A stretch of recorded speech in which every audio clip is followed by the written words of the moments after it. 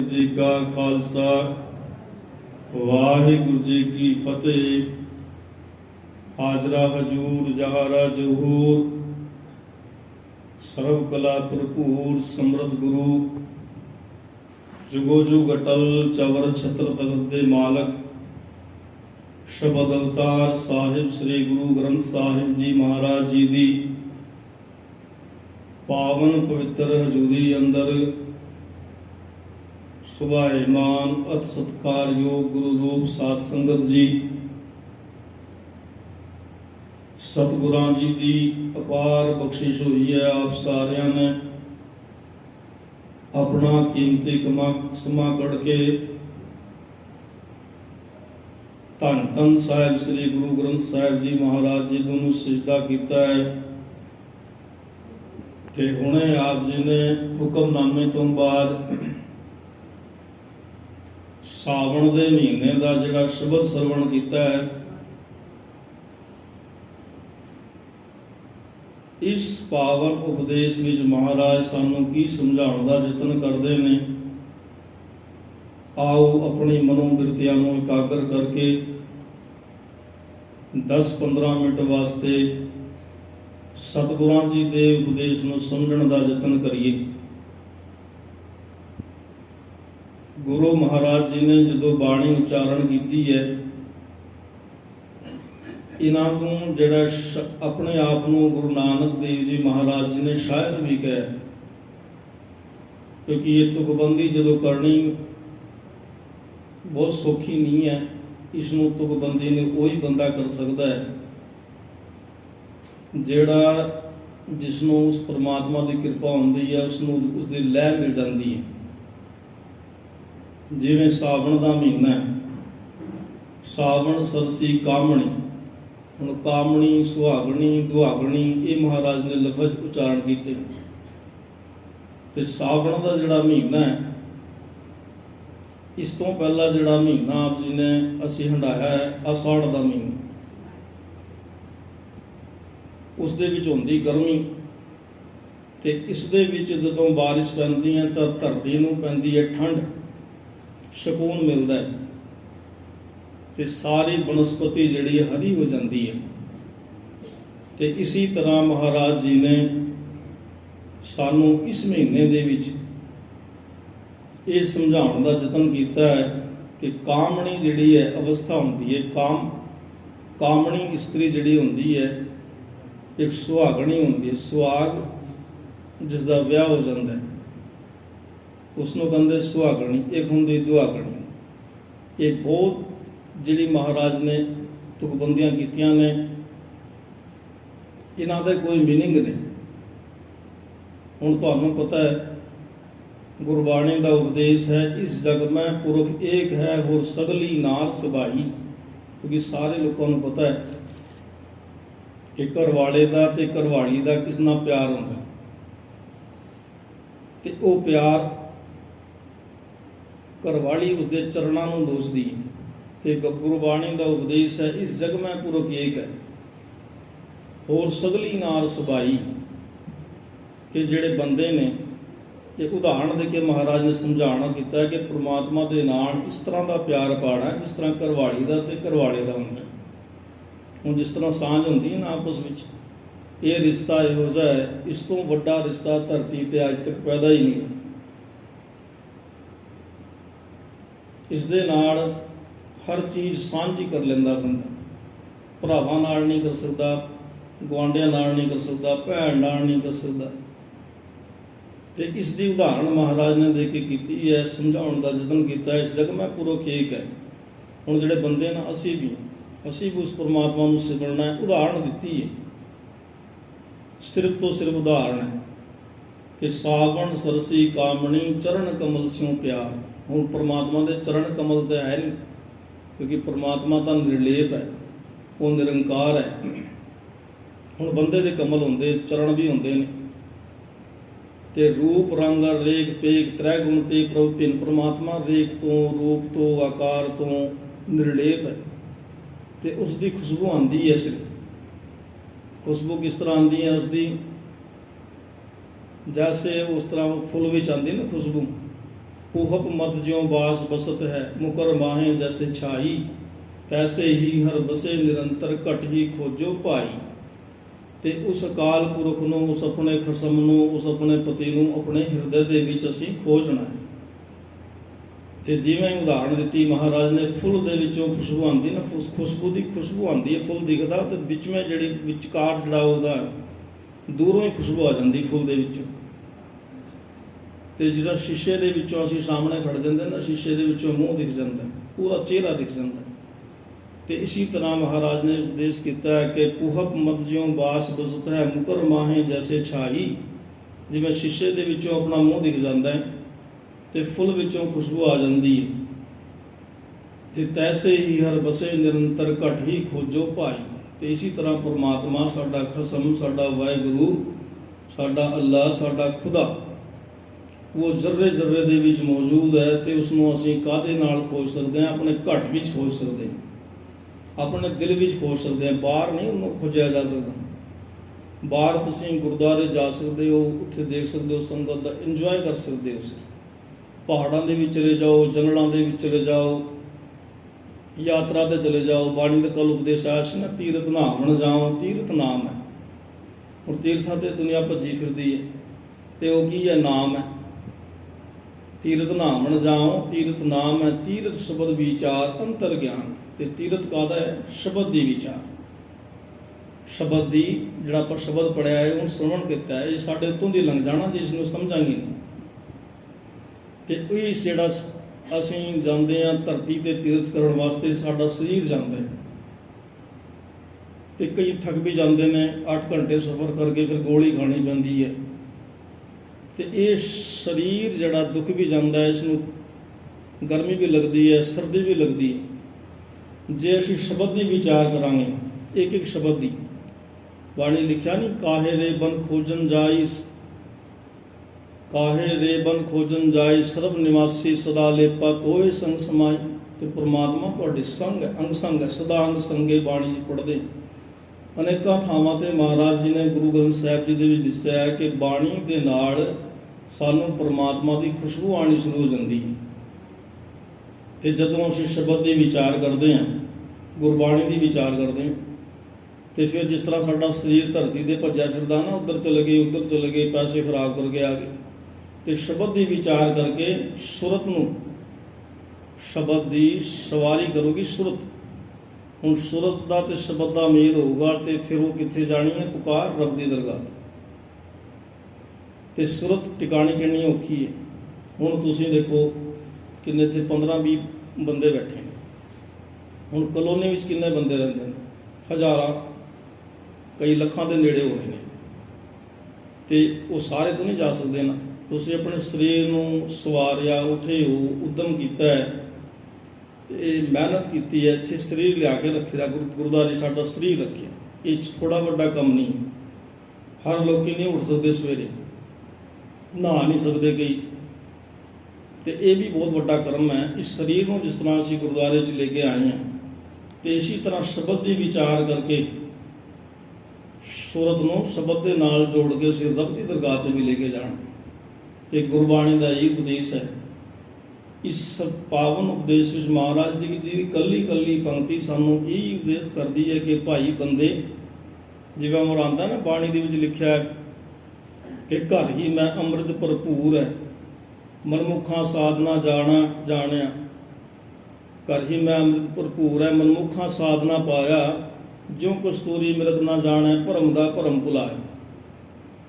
ਤੇ ਮਹਾਰਾਜ ਜੀ ਦੀ ਬਾਣੀ ਉਪਦੇਸ਼ ਕਰਦੀ ਹੈ ਕਿ ਜਿਸ ਤਰ੍ਹਾਂ ਉਹ ਮਿਰਗ ਤਿਆਰ ਹੁੰਦਾ ਨਾ, ਮਿਰਗ ਇੱਕ ਹਿਰਨ ਦੇ ਜਿਸ ਤਰ੍ਹਾਂ ਕਹਿੰਦੇ ਨੇ ਜੀ, ਕਿ ਉਹ ਮਿਰਗ ਨੂੰ ਕੀ ਕਹਿੰਦੇ ਨੇ, ਉਸਦੇ ਵਿੱਚ ਜਦੋਂ ਹਾਰਮੋਨ ਚੇਂਜ ਹੁੰਦੇ ਨੇ, ਉਹ ਯੰਗ ਅਵਸਥਾ ਵਿੱਚ ਆਉਂਦਾ ਹੈ ਤੇ ਉਸਦੇ ਵਿੱਚ ਇੱਕ ਤੁੰਨੀ ਦੇ ਵਿੱਚ ਨਾ ਉਸਦੇ ਕਸਤੂਰੀ ਪੈਦਾ ਹੁੰਦੀ ਹੈ, ਖੁਸ਼ਬੂ। ਜਿਸ ਤਰ੍ਹਾਂ ਫੁੱਲ ਵਿੱਚ ਪੈਦਾ ਹੁੰਦੀ ਨਾ, ਪੌਦਾ ਛੋਟਾ ਹੋਣਾ ਬੜਾ ਹੁੰਦਾ ਜਾਂਦਾ, ਫੁੱਲ ਪੈਦਾ ਹੁੰਦਾ। ਤੇ ਇਸ ਤਰ੍ਹਾਂ ਉਸ ਮਿਰਗ ਦੇ ਵਿੱਚ ਨਾ, ਤੁੰਨੀ ਦੇ ਵਿੱਚ ਖੁਸ਼ਬੂ ਪੈਦਾ ਹੁੰਦੀ ਹੈ, ਕਸਤੂਰੀ। ਤੇ ਉਸ ਨੂੰ ਖੁਸ਼ਬੂ ਆਉਣੀ ਸ਼ੁਰੂ ਹੋ ਜਾਂਦੀ ਹੈ ਯੰਗ ਅਵਸਥਾ ਵਿੱਚ, ਜਦੋਂ ਹਾਰਮੋਨ ਸਟੇਜ ਹੁੰਦੇ ਨੇ। ਤੇ ਉਸ ਖੁਸ਼ਬੂ ਨੂੰ ਭਾਲਦਾ ਨਾ ਉਹ ਜੰਗਲਾਂ ਦੇ ਵਿੱਚ ਟੱਕਰਾਂ ਮਾਰਦਾ ਕਿ ਕਿਤੇ ਹੋਰ ਮਿਲਦੀ ਹੋਣੀ, ਕਿਤੇ ਇੱਥੇ ਮਿਲਦੀ ਹੋਣੀ, ਕਿਤੇ ਇੱਥੇ ਮਿਲਦੀ ਹੋਣੀ। ਚਾਰੇ ਪਾਸੇ ਨੂੰ ਭੱਜਦਾ, ਕਦੇ ਇੱਧਰ ਭੱਜੂਗਾ, ਕਦੇ ਇੱਧਰ ਭੱਜੂਗਾ, ਤੇ ਹਾਰ ਕੇ ਨਾ ਥੱਕ ਜਾਂਦਾ ਤੇ ਉਹਨੂੰ ਖੁਸ਼ਬੂ ਲੱਭਦੀ ਨਹੀਂ, ਮਰ ਜਾਂਦਾ। ਫਿਰ ਕੀ ਹੁੰਦਾ, ਉਸ ਦੀ ਖੁਸ਼ਬੂ ਨੂੰ, ਉਸ ਦੀ ਧੁੰਨੀ ਦੇ ਵਿੱਚੋਂ ਉਸ ਕਸਤੂਰੀ ਨੂੰ ਕੱਢਿਆ ਜਾਂਦਾ। ਸ਼ਿਕਾਰੀ ਕੱਢਦੇ ਨੇ ਤੇ ਬੜੀ ਮਹਿੰਗੀ ਵੇਚੀ ਜਾਂਦੀ ਹੈ। ਤੇ ਇਸੀ ਤਰ੍ਹਾਂ ਮਹਾਰਾਜ ਜੀ ਦੀ ਬਾਣੀ ਸਾਨੂੰ ਉਪਦੇਸ਼ ਕਰਦੀ ਹੈ ਕਿ ਇਹ ਬੰਦੇ, ਤੇਰੇ ਅੰਦਰ ਰੱਬ ਵਰਗੀ ਚੀਜ਼ ਬੈਠੀ ਹੈ ਕੋਈ, ਤੇ ਉਸ ਨੂੰ ਤੂੰ ਪੈਦਾ ਕਰ। ਗੁਰਬਾਣੀ ਦੇ ਨਾਲ ਉਹ ਸਾਨੂੰ ਦਿਖ ਜਾਂਦੀ ਹੈ। ਤੇ ਘਰ ਹੀ ਮੈਂ ਅੰਮ੍ਰਿਤ ਭਰਪੂਰ ਹੈ, ਤੇ ਮਨਮੁਖ ਬੰਦਿਆਂ ਨੂੰ ਉਹ ਚੀਜ਼ ਨਹੀਂ ਦਿਖਣੀ। ਮਨਮੁਖਾਂ ਸਾਧ ਨਾ ਪਾਇਆ, ਤੇ ਜਿਉਂ ਕਸਤੂਰੀ ਮਿਰਗ ਨਾ ਜਾਣੈ, ਭਰਮ ਦਾ ਭਰਮ ਭੁਲਾਇਆ। ਤੇ ਪੂਰਾ ਸ਼ਬਦ, ਬਹੁਤ ਕੱਲਾ ਕੱਲਾ ਸ਼ਬਦ ਇਹ ਸਾਨੂੰ ਉਪਦੇਸ਼ ਦਿੰਦਾ ਕਿ ਭਾਈ ਆਪਣੇ ਜੀਵਨ ਨੂੰ ਸਵਾਰ। ਤੇ ਅਗਲੀ ਪੰਕਤੀ ਦੇ ਵਿੱਚ ਮਹਾਰਾਜ ਉਪਦੇਸ਼ ਕਰਦੇ ਨੇ, ਸਾਵਣ ਸਰਸੀ ਕਾਮਣੀ, ਚਰਨ ਕਮਲ ਸਿਉ ਪਿਆਰ, ਮਨ ਤਨ ਦਿੱਤਾ ਸਚ ਰੰਗ। ਹੁਣ ਜਿਹੜਾ ਮਨ ਹੈ ਨਾ, ਤੇ ਤਨ ਵੀ, ਮਨ ਨੂੰ ਤੇ ਤਨ ਨੂੰ ਸਚ ਦੇ ਨਾਲ ਰੰਗਣਾ ਹੈ। ਤੇ ਸਚ ਦੇ ਨਾਲ ਮਨ ਨੂੰ, ਜੇ ਮਨ ਦੇ ਵਿੱਚ ਵਿਕਾਰ ਆ ਗਿਆ ਤੇ ਤਨ ਵੀ ਵਿਕਾਰ ਕਰੂਗਾ, ਤੇ ਦੋਨੋਂ ਚੀਜ਼ਾਂ ਰੰਗਣੀਆਂ ਨੇ। ਜੇ ਮਨ ਝੂਠ ਬੋਲੂਗਾ ਤੇ ਝੂਠ ਬੋਲ ਕੇ ਜਿਹੜੀ ਚੀਜ਼ਾਂ ਲਿਆਊਗਾ, ਤੇ ਫਿਰ ਤਨ ਨੇ ਵੀ ਉਹਦਾ ਸਵਾਦ ਮਾਣਨਾ। ਤੇ ਦੋਨੋਂ ਚੀਜ਼ਾਂ ਨੂੰ, ਮਨ ਨੂੰ ਵੀ ਸਵਾਰਨਾ, ਤਨ ਨੂੰ ਵੀ ਸਵਾਰਨਾ। ਤੇ ਮਨ ਤਨ ਦਿੱਤਾ ਸਚ ਰੰਗ, ਇੱਕੋ ਨਾਮ ਆਧਾਰ। ਤੇ ਇੱਕ ਪਰਮਾਤਮਾ ਜਿਹੜਾ ਇੱਕ ਹੈ, ਇੱਕ ਅੱਲਾ, ਇੱਕ ਖੁਦਾ, ਇੱਕ ਰੱਬ ਹੈ, ਉਸ ਨੂੰ ਆਪਣੇ ਜੀਵਨ ਦਾ ਆਧਾਰ ਬਣਾ ਲਿਆ।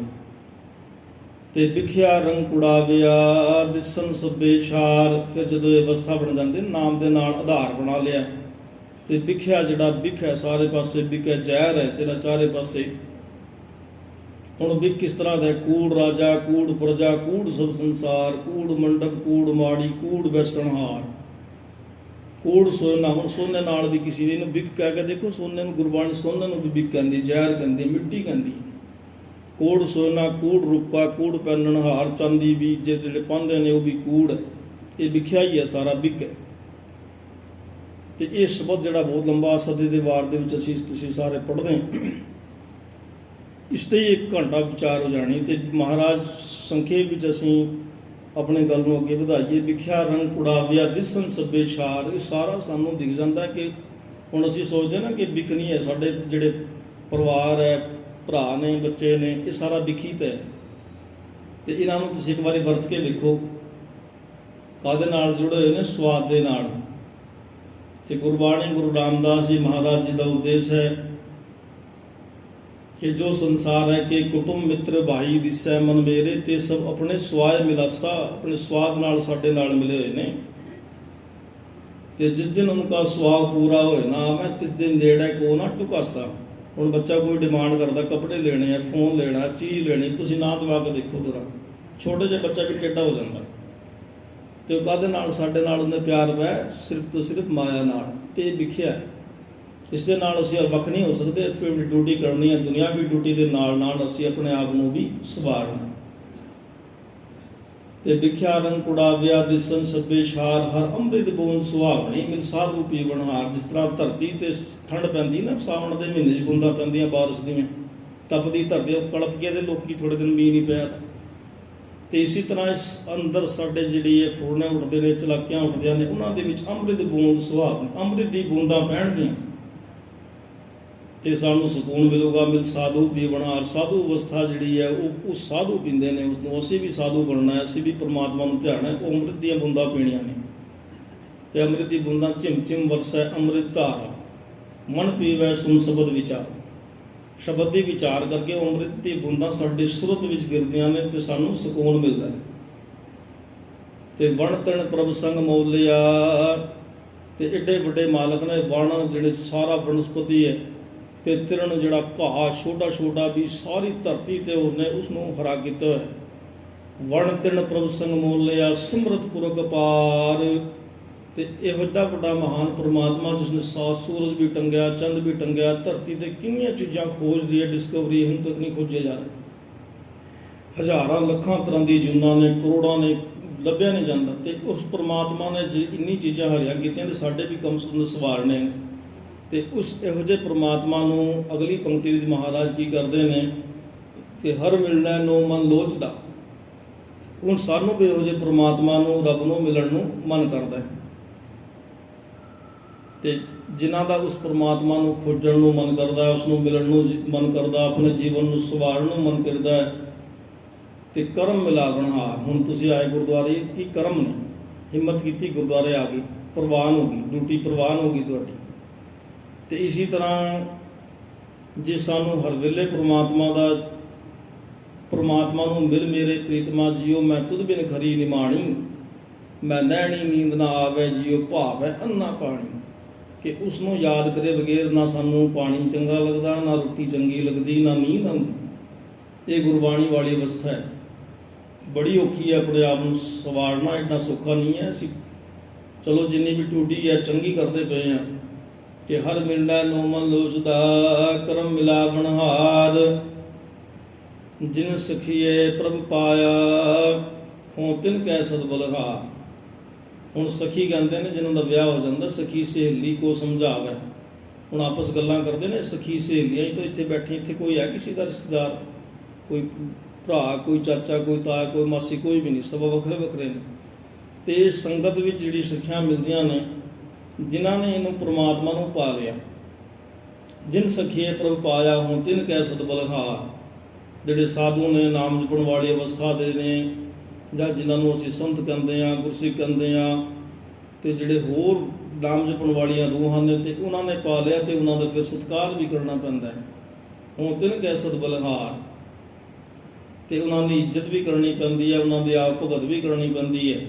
ਤੇ ਕਿਉਂਕਿ ਉਹਨਾਂ ਨੇ ਸਾਨੂੰ ਸਖੀਏ, ਸਖੀਆਂ ਕਹਿੰਦੇ ਉਹਨਾਂ ਨੇ ਕੋਈ ਚੀਜ਼ ਸਿੱਖੀ ਹੋਈ ਹੈ ਤੇ ਸਾਨੂੰ ਦੱਸ ਦਿੱਤੀ। ਜਿਸ ਤਰ੍ਹਾਂ ਕਿਸੇ ਦਾ ਵਿਆਹ ਹੋ ਜਾਂਦਾ ਹੈ ਜਨਾਨੀਆਂ ਦਾ, ਤੇ ਆ ਕੇ ਇਕੱਠੇ ਹੋ ਜਾਂਦੀਆਂ ਨੇ, ਸਖੀ ਸਹੇਲੀ ਕੋ ਸਮਝਾਵੇ। ਤੇ ਉਹ ਗੁਰਬਾਣੀ ਦੇ ਵਿੱਚ ਮੇਰੇ ਸ਼ਬਦ ਹੈ, ਸੁਣ ਸਖੀਏ ਪ੍ਰਭ ਮਿਲਣ ਨਿਸ਼ਾਨੀ, ਮਨ ਤਨ ਅਰਬ ਤਜ ਲਾਜ ਲੁਕਾਨੀ।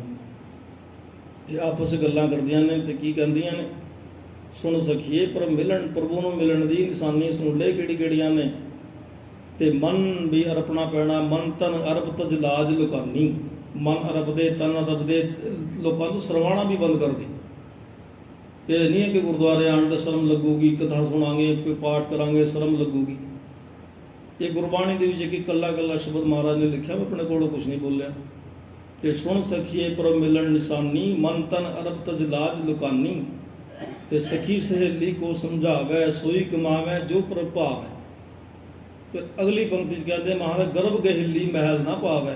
ਤੇ ਜਿਨ੍ਹਾਂ ਦੇ ਜੰਗ ਘਰ ਹੈ, ਗਰਭ ਹੈ, ਉਹ ਕਿਤੇ ਜਾਂਦੀਆਂ ਹੀ ਨਹੀਂ, ਇਕੱਲੀ ਇਕੱਲੀ ਰਹਿੰਦੀਆਂ ਨੇ। ਤੇ ਫਿਰ ਕਹਿੰਦੇ ਗਰਭ ਗਹਿਲੀ ਮਹਿਲ ਨਾ ਪਾਵੇ, ਫਿਰ ਪਛਤਾਵੇ ਜਬ ਰੈਣ ਵਿਹਾਵੇ। ਫਿਰ ਰਾਤ ਲੰਘ ਜਾਣੀ ਹੈ, ਜੀਵਨ ਸਾਰਾ ਲੰਘ ਜਾਣਾ, ਫਿਰ ਪਛਤਾਣਾ, ਇਹ ਚੀਕਾਂ ਮਾਰਨੀਆਂ। ਤੇ ਮਹਾਰਾਜ ਕਹਿੰਦੇ ਨੇ, ਜਿਨ ਸਖੀਏ ਪ੍ਰਭ ਪਾਇਆ, ਹੋਂ ਤਿਨ ਕੈ ਸਦ ਬਲਹਾਰ। ਨਾਨਕ ਹਰਜੀ ਮਇਆ ਕਰ, ਐ ਮੇਰੇ ਮਾਲਕ ਮੇਰੇ ਉੱਤੇ ਵੀ ਇਹੋ ਜਿਹੀ ਕਿਰਪਾ ਕਰ। ਨਾਨਕ ਹਰਜੀ ਮਇਆ ਕਰ, ਸ਼ਬਦ ਸਵਾਰਨਹਾਰ। ਤੇ ਸ਼ਬਦ ਦੇ ਨਾਲ ਸਾਡਾ ਜੀਵਨ ਜਿਹੜਾ ਹੈ ਸੁਹੇਲਾ ਹੋ ਜਾਣਾ, ਪਵਿੱਤਰ ਹੋ ਜਾਣਾ। ਤੇ ਸਾਵਣ ਦਿਨਾ ਸੁਹਾਗਣੀ, ਜਿਨ ਰਾਮ ਨਾਮ ਉਰਹਾਰ। ਤੇ ਭਾਈ ਸਾਵਣ ਦਾ ਜਿਹੜਾ ਮਹੀਨਾ ਹੈ, ਸਾਵਣ ਦਿਨਾਂ ਉਹਨਾਂ ਨੂੰ ਸੁਹਾਵਣਾ ਲੱਗਣਾ ਹੈ, ਜਿਨ੍ਹਾਂ ਦੇ ਗਲ ਵਿੱਚ ਪਰਮਾਤਮਾ ਦੇ ਨਾਮ ਦਾ ਹਾਰ ਪਾਇਆ ਹੈ। ਜਿਸ ਤਰ੍ਹਾਂ ਪਾਉਂਦੇ ਨਾ ਗਲਾਂ ਵਿੱਚ, ਜਦੋਂ ਵਿਆਹ ਹੁੰਦਾ ਮਾਲਾ ਪਾਉਂਦੇ ਇੱਕ ਦੂਜੇ ਦੀ, ਤੇ ਇਹੋ ਜਿਹਾ, ਤੇ ਉਹ ਪਰਮਾਤਮਾ ਦੇ ਨਾਮ ਦੀ ਬਾਣੀ ਹੈ। ਤੇ ਜਦੋਂ ਪਰਮਾਤਮਾ ਦੇ ਨਾਮ ਦੀ ਮਾਲਾ ਗਲ ਵਿੱਚ ਪੈ ਜਾਣੀ ਹੈ, ਹਾਰ ਪੈ ਜਾਣਾ, ਉਹਦੀ ਯਾਦ ਦੇ, ਉਹਦੇ ਮਣ ਕੇ ਹਰ ਵੇਲੇ ਸਾਥ ਸਾਥ ਸਿਮਰੋ ਗੋਬਿੰਦ ਵਾਲੀ ਅਵਸਥਾ ਬਣ ਜਾਣੀ ਹੈ। ਤੇ ਸਾਡਾ ਕੀ ਹੈ, ਇਹ ਲੋਕ ਵੀ ਸੁਹੇਲਾ, ਪਰਲੋਕ ਵੀ ਸੁਹੇਲਾ, ਤੇ ਸਾਰੇ 12 ਮਹੀਨੇ ਸੁਹੇਲੇ, 8 ਪਹਿਰ ਸੁਹੇਲੇ, ਤੇ ਫਿਰ ਆਨੰਦਮਈ ਜੀਵਨ ਸਾਡਾ ਲੰਘਣਾ ਹੈ। ਸੋ ਇੰਨੀਆਂ ਕੁ ਬੇਨਤੀ ਆਪ ਜੀ ਨੇ ਪ੍ਰਵਾਨ ਕਰਨੀ, ਹੋਈਆਂ ਭੁੱਲਾਂ ਤਰੁੱਟੀਆਂ ਮਾਫ ਕਰਨੀ। ਸਤਿਗੁਰੂ ਜੀ ਅਤੇ ਗੁਰੂ ਦੀ ਸੰਗਤ ਬਖਸ਼ਣਯੋਗ ਹੈ। ਆਓ ਹੁਣ ਕੜਾ ਪ੍ਰਸਾਦ ਦੀ ਦੇਗ ਵਰਤਾਈ ਜਾਣੀ ਹੈ। ਉਸ ਤੋਂ ਉਪਰੰਤ ਆਪ ਸਾਰਿਆਂ ਵਾਸਤੇ ਦੁੱਧ ਦੇ ਲੰਗਰ ਹਾਜ਼ਰ ਹਨ, ਆਪ ਜੀ ਨੇ ਛਕੇ ਜਾਣ ਦੀ ਕਿਰਪਾਲਤਾ ਕਰਨੀ।